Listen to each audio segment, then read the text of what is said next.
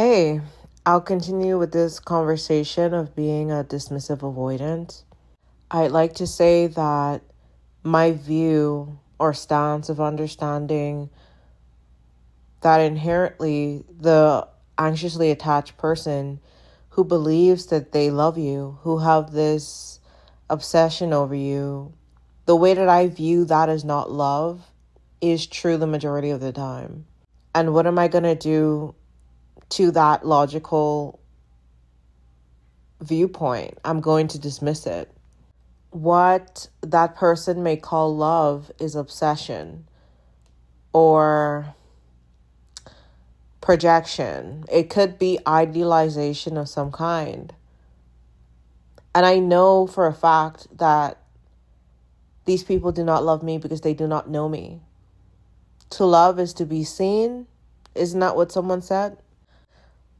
And that statement can get a little bit complicated given that envious people see you for what you are. Narcissists see you for what you are, and that's why they go out of their way to destroy your life. So that statement or that quote does not always reign true. And it's dangerous to take things at face value. So a dismissive avoidance and their core wounds are connected to their fear of losing independence. So it indicates that they did not have dependable parents or anyone really there for them in their early stages of development. So you can say that people with a dismissive avoidant attachment style are seated in self-preservation at all costs. Anxiously attached people are the opposite. When they collide, it is usually a shit show, but there is a strong attraction. It's karmic even. And I'm specifically talking about attachment styles. I'm not going to go into the empath meets the narcissist because that's not the angle I'm coming from. The anxiously attached is overly depending on other people. So we're quite literally opposite in that aspect. They're going to go out of their way to make themselves needed. And obviously that's a threat to the dismissive avoidant, right? Because I don't want to overly need you. I don't want to depend on you. I want complete independence, but that's not realistic. In my ideal world, I'm upholding everything and I need nobody, but that's not life.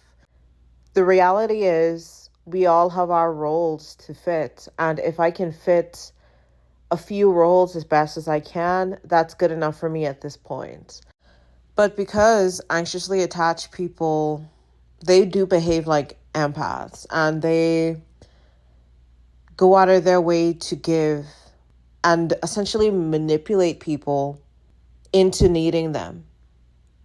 And it's not displayed as malicious as it actually feels to me, a dismissive avoidant, because if I turn out to be right about everyone being unreliable and you somehow get me to trust you by doing stuff for me, and then you're not reliable with that thing, to me, that's betrayal. And then I'm going to end up abandoning you.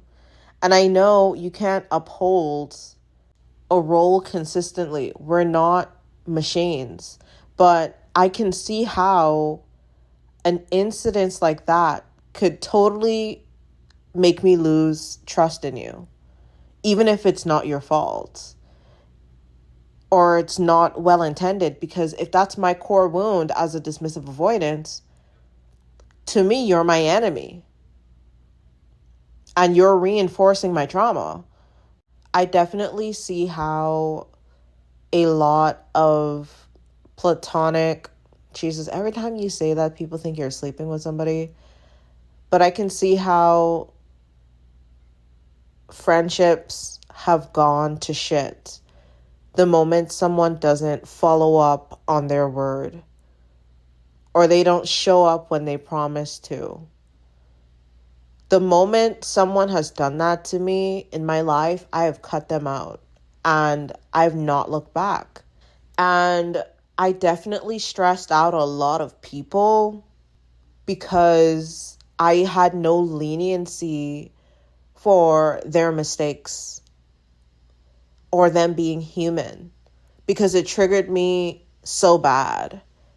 I didn't have the nuance because I was overly emotional at the time and reactive.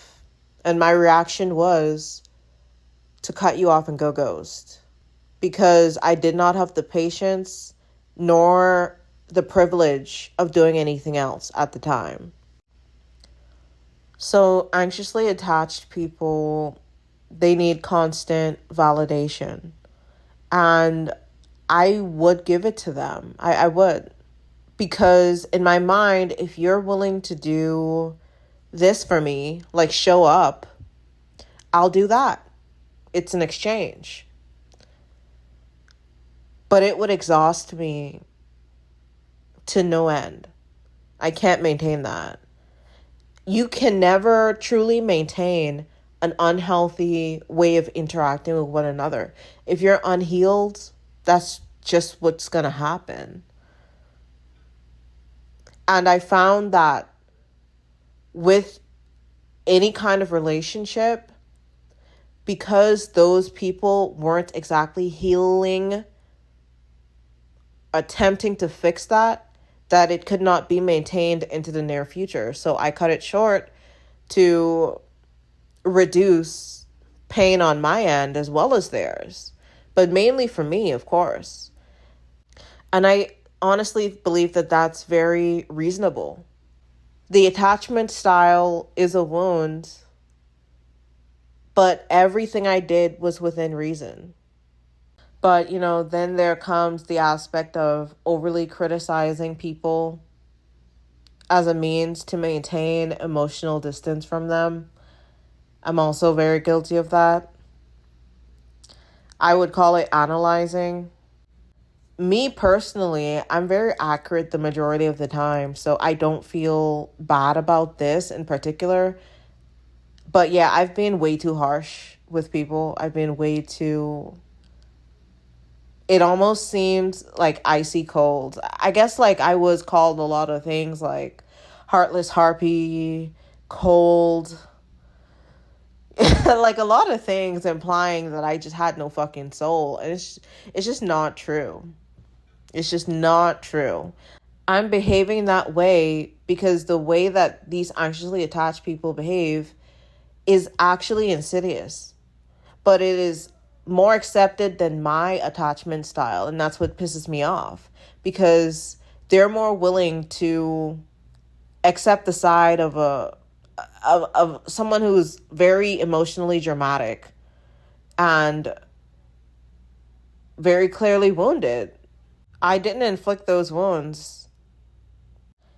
It's interesting that some sources note that dismissive avoidants have an arrogance about them or high self-worth combined with a negative view of other people. Now, I don't have an overly negative view of other people anymore, but I did. And I guess with this attachment style, you have very extremely low trust in other people. If there's a sign of that, of a little bit of that trust being broken, if you manage to have some trust with someone and they break it, or there's an indicator that they're going to break that, your reaction is extreme because you have very strict boundaries and you'd have to follow through and do what you said you're going to do, right? Because there's a system that you create.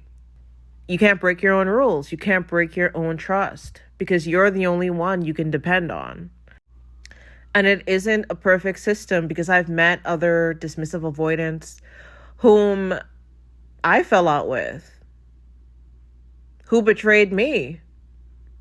And because me acknowledging that betrayal by not allowing them to manipulate me caused them to feel as if I betrayed them, then they reacted as if I betrayed them. And then they have to follow their rules and never talk to me again. I know that you feel guilt about that. I know that you want to reach out to me, and they never will. Because they're too fucking prideful. And experiencing that, I see how unreasonable a lot of that behavior is, especially when they're actually in the wrong. And when you're so prideful, you can't see that. These people often do not acknowledge how fucking mean they are, and how they often criticize people who don't deserve that form of criticism. How their anger can lash out on people who they deem as imperfect or malfunctioning, because their standards are so strict even within themselves. They can be cruel and ruthless about it as well. And when you have an anxiously attached person, that person ends up bearing so much criticism, and they won't be seen for the flawed human being that they are. And we just end up in another cycle of toxicity. And dismissive avoidants avoid their own emotions as well. They dismiss their own feelings. They don't hold a safe space within themselves, and they often don't do it to other people as well. And the only way to improve upon that is to hold a safe space within yourself, so that you can actually have some fucking compassion for another person. But, that's a very difficult thing to do when your accusations are right. But intimacy is important. I didn't think it was as important as it is before. But emotional intimacy and trust is so important in the human experience, and you're gonna have to let loose a little bit and learn to trust to some degree, even if you know someone can't maintain it. I'm not telling you to give your trust to someone who's gonna betray you. I'm telling you to trust yourself so much, be so responsible, that if somebody betrays you, you've already protected yourself, and you're secure within yourself enough to know that because that person betrayed you, that doesn't mean that you can't love anymore, or you don't have love anymore. Do you know what I mean? Your fear of intimacy is tied in with the lack of emotional depth and understanding within yourself. Because when you develop that intimacy within yourself, you can do it with other people as well as maintain boundaries. And not feel terrified of someone knowing this and that about you, because you know yourself, you understand yourself, you accept yourself, you've improved. It doesn't hurt the same. It doesn't. I'm telling you, it really doesn't.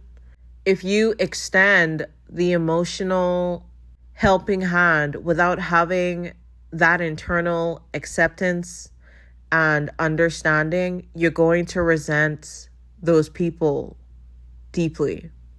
And that's what I see happening a lot, where they end up trusting someone without working on themselves. And I understand how difficult that can be, to have everything done at once. Okay? This is often a scenario. They trust someone. It is their deepest core wounds. It is underdeveloped. They don't have the discernment. That person's gonna betray them. And these people never fucking recover. Never recover. They dismiss their emotions about it, and they go ghost for years. They are extremely fragile. In reality, they don't like confrontation with emotions. It's a cop-out when they're dismissing, how you feel. And you do have emotions. You know that you feel something, but you're too prideful to say it. But I'm telling you, if you practice it with yourself. It's not going to be as bad, even if that person rejects you, attempts to humiliate you. You develop a system to support yourself. You're already an extremely independent person and you can do it. Okay? I know you can figure that out. Criticizing other people constantly is, of course, a way of maintaining emotional distance between others, but you're also protecting yourself from the potential pain of going through exactly what you see other people going through, or you're ashamed that you actually went through it. You dismissed that pain, but you will still turn around and criticize other people for actually going through the storm rather than avoiding it like you. So I think that's extremely unfair. And you're not really avoiding it.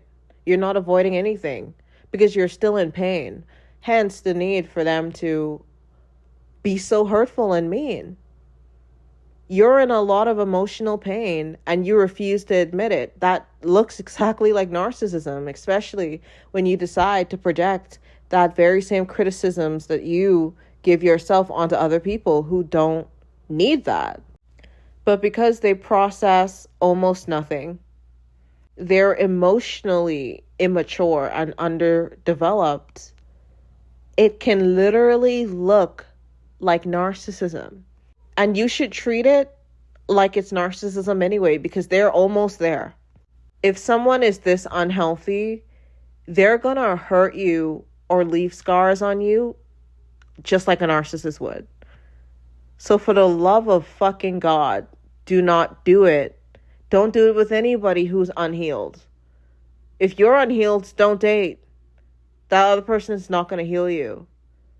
They're probably going to criticize you if they're a dismissive avoidant, or avoid you, or leave the room when you're crying, not comfort you. They weren't comforted when they were children. That is going to cause so much psychological and emotional damage upon you. Now, me personally, I'll do it, baby girl. So you can easily redirect your criticisms towards more healthy ways of approaching and viewing people. So what I did really early on in life, because I don't criticize people, especially for no reason, much at all at this point. Like, I'm an adult. I think a lot of that comes from ignorance, but what you can really do is shift that same energy, because it's almost an equal amount, into understanding the fundamentals and different aspects of that situation. So every time you do that, you're going to practice, and it gives you a form of empathy with consistency, and you can genuinely change your character, and you can improve your attachment style, or even gain a secure one. We all want to be secure at the end of the day. So why do dismissive avoidants love bomb you? When they see someone or experience someone so emotionally available, and perhaps they do feel safe, they finally feel this relief with you. It's like, okay, I can express this side of myself that I'm unable to do otherwise. And it quickly becomes scary, hence them pulling away, and it really mirroring love bombing. It's like a dance with this deep forbidden intimacy, and you don't even have to have sex with them, because emotional intimacy is much more connective than sex. So to them, this is the pinnacle of intimacy. And if you stick around long enough, they likely fear you knowing enough about them to where you lose your idealized version of them, because you likely idealize them if you are an anxious, attached person, hence the attraction. So obviously they're most likely going to leave If that means keeping you in their head, perhaps you believe this person is the one that got away. I don't inherently believe in this idea of the one that got away. Maybe I do believe in soulmates, but I don't think that it's good for anyone's mental health to believe that a once very emotionally available person who became unavailable emotionally is their soulmate. The anxiously attached person becomes addicted to them because it's like, okay, you got a taste of something most people will never see, a side of them that no one will ever know besides you, you know? And then it's gone. And then it feels exactly like being with a narcissist, because the anxiously attached person is going to obviously panic and probably spiral. And again, I'd like to say that none of that on my end was ever intentional. I wasn't aware of it. I personally don't get anything positive out of hurting people. Now, you may find a dismissive avoidant who does, and that's your reason to stop idealizing that person, because that's sort of fucking evil, actually. I ran across a video of this woman talking about how her boyfriend doesn't post her. And I think this is because TikTok is listening to everything I say on my phone. And she was just so visibly hurt. I'm like, damn, fuck, girl. Like, she's clearly broken. Honestly, I can't even share it because I'll like feel guilty. Because when you're vulnerable like that, you shouldn't be dating. But when you're anxiously attached, it's like they cling to anyone who will give them a sense of comfort. It is just so horrible to see, especially when they have BPD. And I know that I can't fix you, but that's the appeal to them. They want to feel like they can fix you, but it's like, I don't need to be fixed. You do. You're projecting your need to nurture to an extreme degree, and you're going to get yourself hurt doing that. When you're desperate in this world, you are vulnerable. You are prey to the worst kinds of evil people, and that's the thing, man. It is a vicious cycle when you're like that, seeking comfort in people who will never give it to you. It's like they're hurting themselves. And you, like, from my experience, I can never get through to them. So, I mean, hence why I said, if you're both extremely unhealthy, don't date. Don't date. Anxiously attached people also love bomb you. You're love bombing each other. I've definitely been love bombed, but I've been love bombed quite a lot, and I didn't notice it the majority of the time. I just thought like, this doesn't make sense, or this person's being a little bit odd, and I'll just ignore it, for the most part. But they've been through this pattern the same as you have, and they want to get you hooked on them, hence them oversharing and essentially telling you a bunch of things to where you'll feel guilty if you left them after that, So then you're both guilty. Anxiously attached people want to be around you all the time to soothe their extreme fear of abandonment. And someone told me this once: everyone's afraid of abandonment one way or another. And that's the truth. On a deep level, most of us don't actually want to be alone. Intimacy is at the center of desire for most people, one way or another, if we're being honest. And that's how it works, because you actually have the same wound at the end of the day. The anxiously attached person's wounds are more obvious. They're more out in the open. But with the dismissive avoidant, they don't really want you to leave either, but they're too dismissive about it to admit that. And, both versions are extremely toxic. I've also noticed that dismissive avoidants aren't 100%, non-committal. From my observations and own experience, they are the most committed type out there if you get to that stage with them. Now, it is likely if this person has unresolved issues around, this attachment wound, that these problems will continue throughout the relationship. But from the people whom I've interacted with who have this attachment style as well as me, they're all in once they're in. So they don't want to get in if that means this not being a forever thing. The dedication is there. The passion is low-key there. But it seems avoidant because that person just doesn't want to be with you. Or they're unsure about you. That's why when you're actually dating, which is data collecting, you have to make sure that that's your person.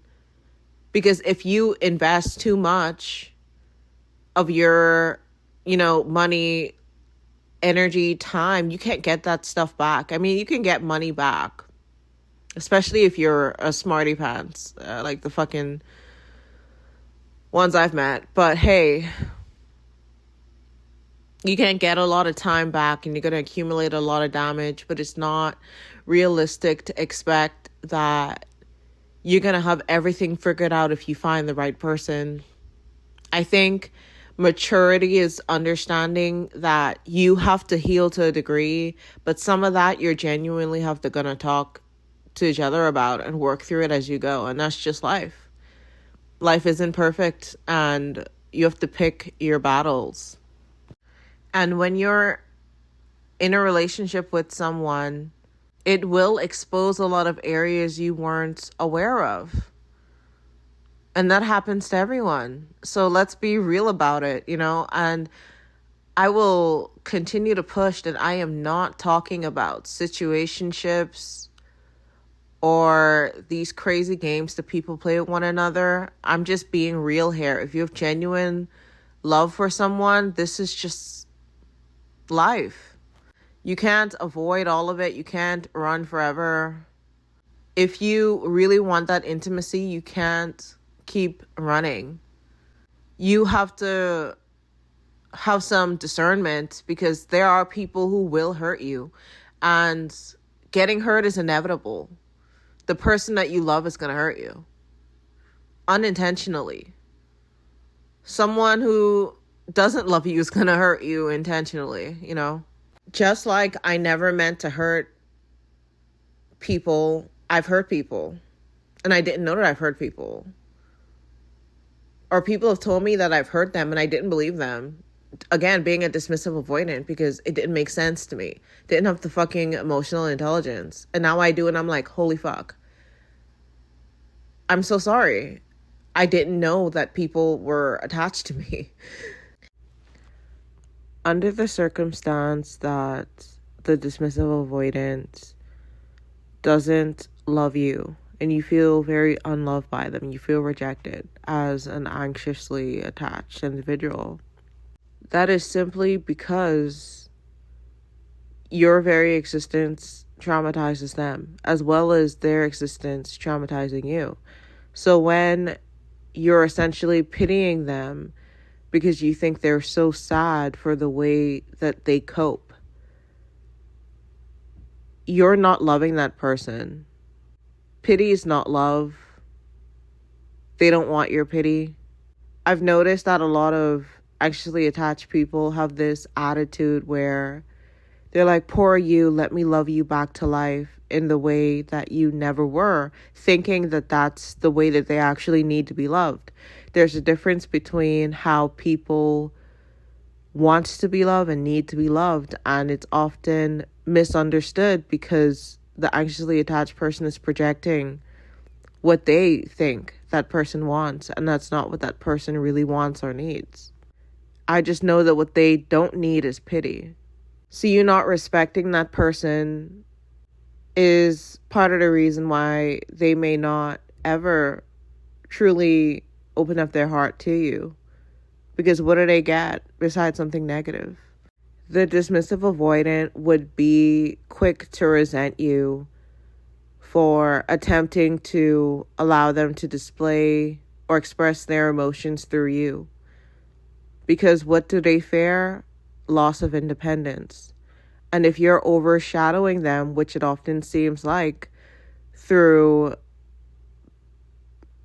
enmeshing yourself in their emotions and expecting them to live their experience through your framework, they will resent you, and that will not lead to love.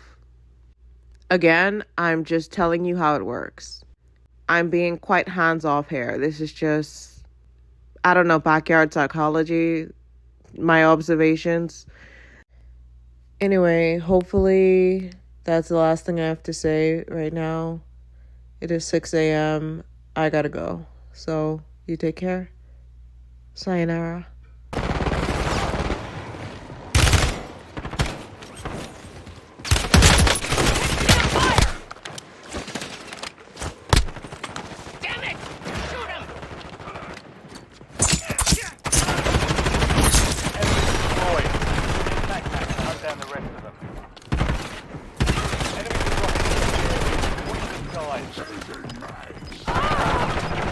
You have reinforcements